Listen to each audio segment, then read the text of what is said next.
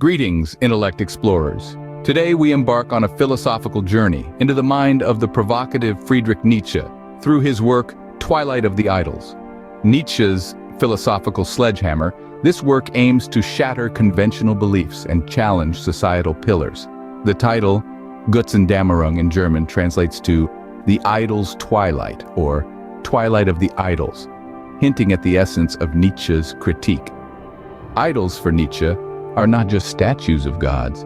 They are deeply ingrained beliefs, values, and cultural constructs that shape our perceptions.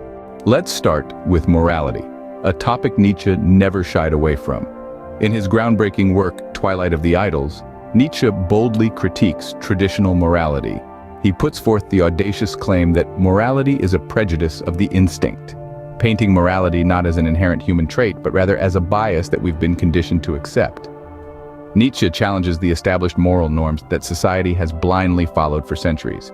He argues that these norms are outdated, restrictive, and often detrimental to human progress. Instead, he advocates for a reevaluation of values, a reassessment that goes beyond the binary of good and evil.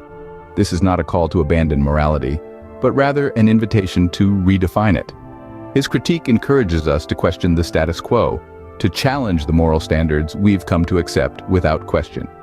Nietzsche invites us to question and redefine our moral compass. It's a call to look within ourselves, to shape our own understanding of right and wrong. Religion doesn't escape Nietzsche's scrutiny. In his biting critique, he boldly declares that God is dead, a statement that has since echoed through the halls of philosophical discourse. This isn't an atheistic cry, but rather Nietzsche's way of saying that the traditional concept of a single, all-powerful deity no longer holds sway over the hearts and minds of humanity. Nietzsche also critiques the deification of ideals. He argues that by placing ideals on a divine pedestal, we absolve ourselves of the responsibility to confront the harsh realities of existence.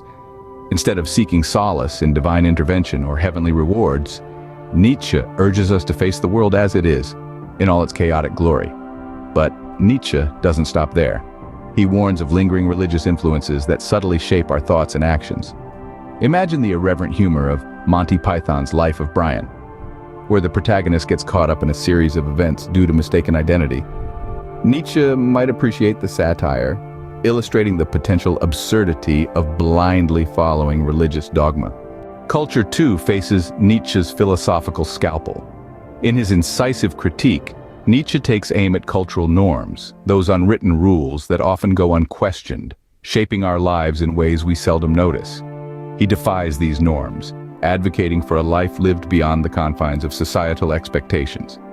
In the heart of Nietzsche's philosophy is a celebration of individuality, an embracing of one's unique nature. He champions creativity, originality, and the courage to forge one's own path. Nietzsche urges us to become who we are, to fully realize our potential, not as cogs in a societal machine, but as vibrant, unique individuals. In essence, Nietzsche offers a potent antidote to cultural conformity.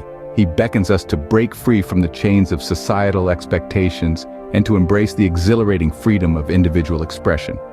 So, let's take a leaf out of Nietzsche's book. The iconic Carpe Diem scene encourages us to seize the day, break free from societal expectations, and create our own path. Nietzsche's critical method in Twilight of the Idols is like a philosophical wrecking ball. With razor-sharp aphorisms and bold statements, he aggressively deconstructs prevailing ideas, leaving no stone unturned. This isn't a gentle critique, but a fierce call to intellectual arms. Nietzsche urges us to challenge the status quo, to re-examine the foundations of our beliefs.